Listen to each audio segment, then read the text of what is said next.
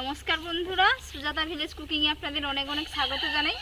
আজকে আমি আপনাদের কাছে সম্পূর্ণ একটা ইউনিক রেসিপি নিয়ে এসেছি, বাংলার সেরা রসগোল্লা। তো আজকে আমি আপনাদের বানিয়ে দেখাবো কিভাবে বানাতে হয়। আমার সাথে থাকুন আর দেখতে থাকুন। তো এখনও পর্যন্ত আমার চ্যানেলটিকে যারা সাবস্ক্রাইব করেননি, সাবস্ক্রাইব করে নেওয়ার অনুরোধ রইল। প্রথম থেকে লাস্ট পর্যন্ত স্কিপ না করে পুরো ভিডিওটা দেখবেন, দিলে বুঝতে পারবেন এবং বাড়িতে বানাতেও কোনো অসুবিধা হবে না। তো আমার সাথে থাকুন, রান্নাঘরে যাই। বন্ধুরা, উনুন জেলে নিয়েছি, তো কড়াইতে আমি একটু জল দিয়ে দিচ্ছি। তো প্রথমে আমি ছানাটা কাটিয়ে নেব। ছানা কাটানোর জন্য আমি গরুর দুধ নিয়েছি 1 কিলো।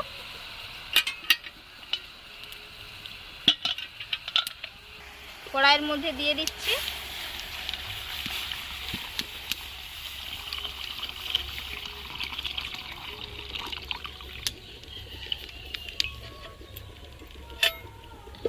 দুধটা গরম হয়ে গেলে এর মধ্যে আমি ভিনিগার দিয়ে ছানাটা কাটিয়ে নেব। যাদের কাছে ভিনিগার নেই তারা পাতিলেবুর রসও দিতে পারেন এবং ছানা কাটানোর একটা পাউডার পাওয়া যায় দোকানে, তো ওটা নিয়েও কাটানো যায় ছানা।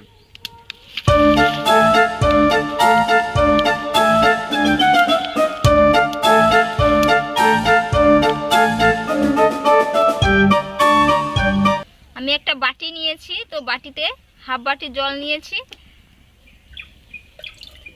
আর এর মধ্যে কিছুটা ভিনিগার দিয়ে দেব। এই যে দিয়ে ছানাটা কাটিয়ে নেব। এই যে দুধটা গরম হয়ে গেছে, তো এর মধ্যে আমি আবার ভিনিগার দিয়ে ছানাটা কাটিয়ে নেব।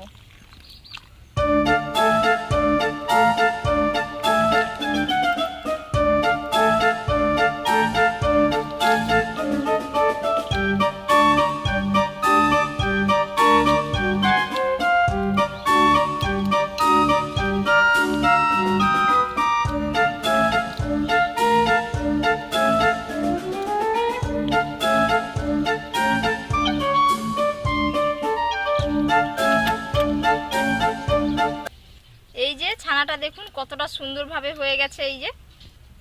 এই যে দেখতেই পাচ্ছেন ছানাটা কত সুন্দরভাবে কাটানো হয়ে গেছে। তো এবার আমি এটা সুতির কোনো কাপড়ে করে ছেঁকে নেব। ছেঁকে জলটা ঝরিয়ে নেব। আর আমি মাত্র 20 মিনিটে আজকে আপনাদের রসগোল্লা বানিয়ে দেখাবো। তো আমি এই ছানাটা ঝুলিয়ে রাখবো না জল ঝরানোর জন্য, আমি এক্ষুনি আপনাদের রসগোল্লা বানিয়ে দেখাবো। এই যে আমি সুতির একটা গামছা নিয়েছি, কালার চড়বে না সেই রকম একটা সুতির জিনিস নিতে হবে। তো এর মধ্যে আমি প্রথমে এই যে সুতির কাপড়ে করে আমি ছেঁকে নিয়েছি। তো এটাকে একটু আমি ঠান্ডা জল দিয়ে প্রথমে ধুয়ে নেব। ধুয়ে চেপে চেপে এর জলটা বের করে নেব।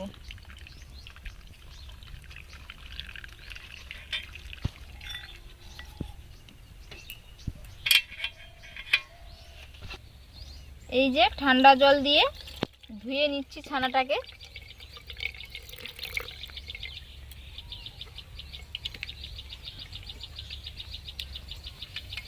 তো এবার আমি এটাকে চেপে চেপে জলটা বের করে নেব।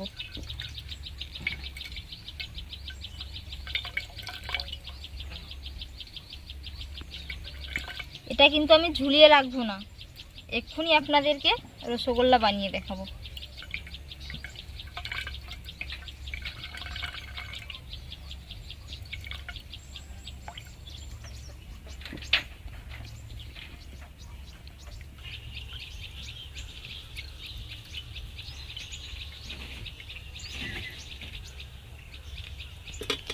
এই যে এর জলটা আমি হাত দিয়ে চেপে চেপে বের করে নিয়েছি। তো এবার আমি এটাকে একটা প্লেটের মধ্যে তুলে নেব।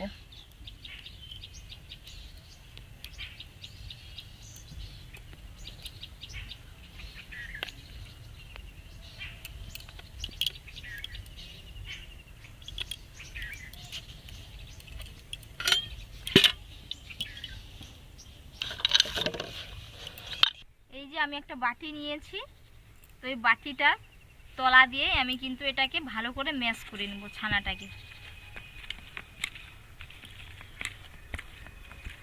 বাটি দিয়ে করলে হাতেও লাগবে না এবং খুব সুন্দরভাবে ম্যাশ হয়ে যাবে।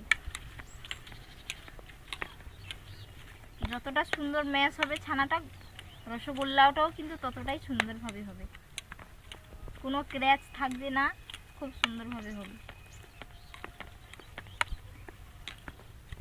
বাটিতে টাইমও কম লাগে, তো আমি বাটিতে 3 থেকে 4 মিনিট টাইম লাগবে করতে, আর হাতে করলে 6-7 মিনিট টাইম লাগবে কিন্তু।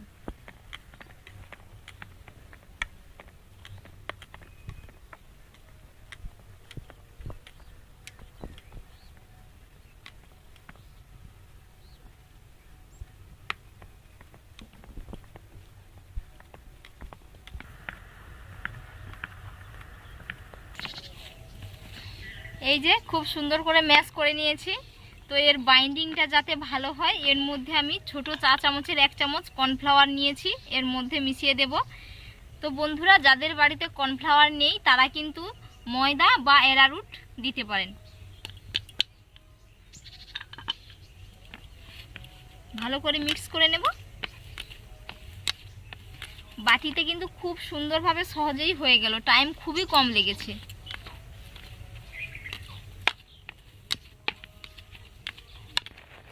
হাত দিয়ে করলে হয়তো এই হাতের তালুতে হয়তো এখন লাগতো প্রচুর, তো বাটিতে কিন্তু কোনো কিছুই অসুবিধা হচ্ছে না।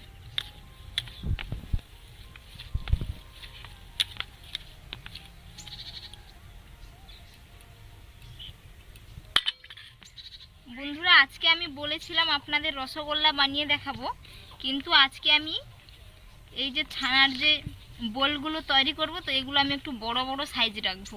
আমরা দোকান থেকে যে কি বলে যে ওটার নামটা রাজভোগ কিনে খাই না, তো সেই রকম রাজভোগের মতো বড় বড় করে আজকে একটু তৈরি করব।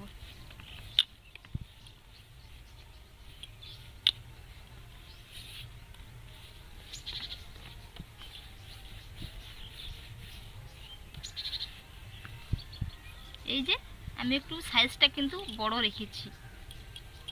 তো এরকম আলতো হাতে এইরকম করে গোল গোল করে ঘুরিয়ে নেব। বেশি প্রেসার কিন্তু দেওয়া যাবে না, জাস্ট এরকম আলতো হাতে, এরকম দুটো হাতের তালুর মাঝখানে। এই যে দেখুন কত সুন্দরভাবে তৈরি হয়ে গেছে, কোনো ক্র্যাচও নেই, কোনো কিচ্ছু নেই। এই যে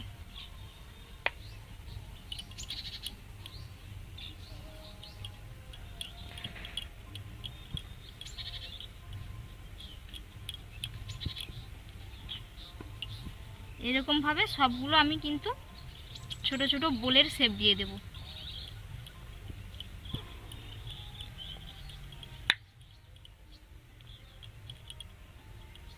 কথায় আছে, বলে শুনি, যেই দুটো খাবো বড় খাবো, ছোট খাবো না, তো তাই আজকে আমি একটু বড় বড় সাইজ করে রাখছি।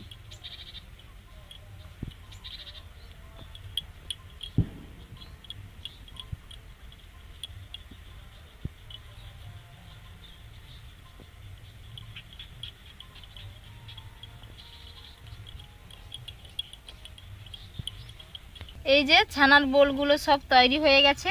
তো এবার আমি একটা চিনির একটা সিরা বানিয়ে নেব।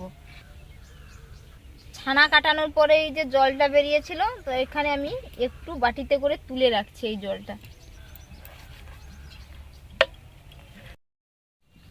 চিনির সিরা তৈরির জন্য আমি এই যে বাটি নিয়েছি, বাটির 1 বাটি চিনি দিয়ে দিচ্ছি। তো এই বাটিটার মাপ করে আমি 4 বাটি জল দিয়ে দেব। 1 বাটি,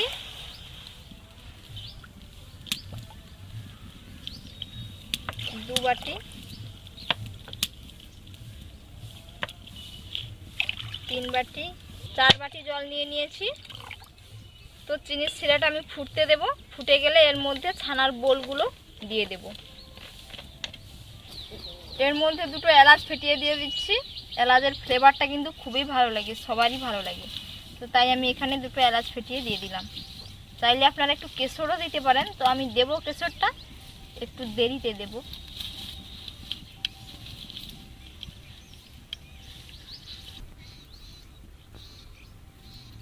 এই যে চিনির সিরার মধ্যে ফুড এসে গেছে, এবং আমি যে ছানা কাটানোর জলটা রেখেছিলাম সেটা এর মধ্যে দিয়ে দিচ্ছি।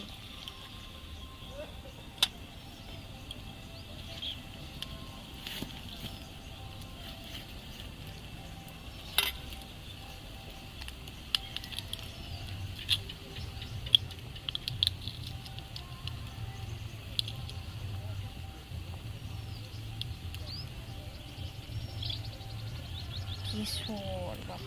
এই যে আমি কয়েকটা কেশর নিয়েছি, তো এই চিনির শিরার মধ্যেও দিয়ে দিচ্ছি। দিয়ে এবার ছানার যে বোলগুলো তৈরি করে রেখেছিলাম, তো চিনির শিরার মধ্যে একটা একটা করে দিয়ে দেবো।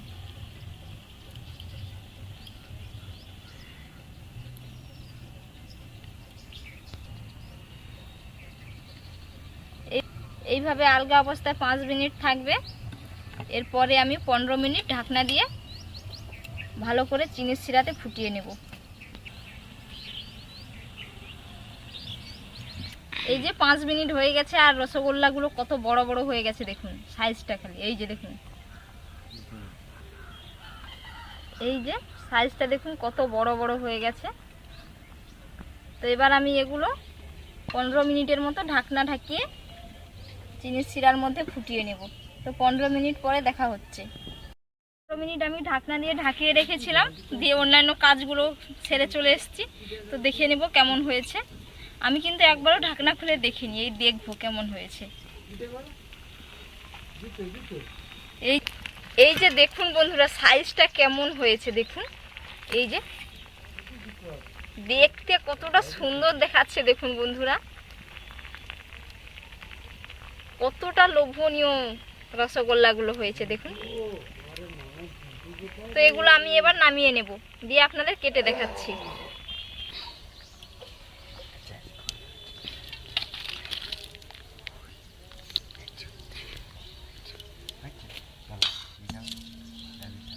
এই যে দেখুন খালি কতটা সুন্দর হয়েছে, একটাও ফেটে ফুটে যায়নি, খুব সুন্দরভাবে হয়েছে। এই যে দেখুন,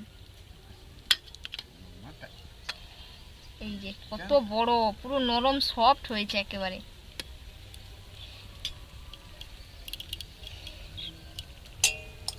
এই যে বন্ধুরা আপনাদের একটা কেটে দেখাচ্ছি, দেখুন কতটা সুন্দর হয়েছে। আসো, খাবে না? বসো। এই যে এদিকে দেখো, এদিকে এদিকে এদিকে। এই যে কেটে দেখাচ্ছি দেখুন,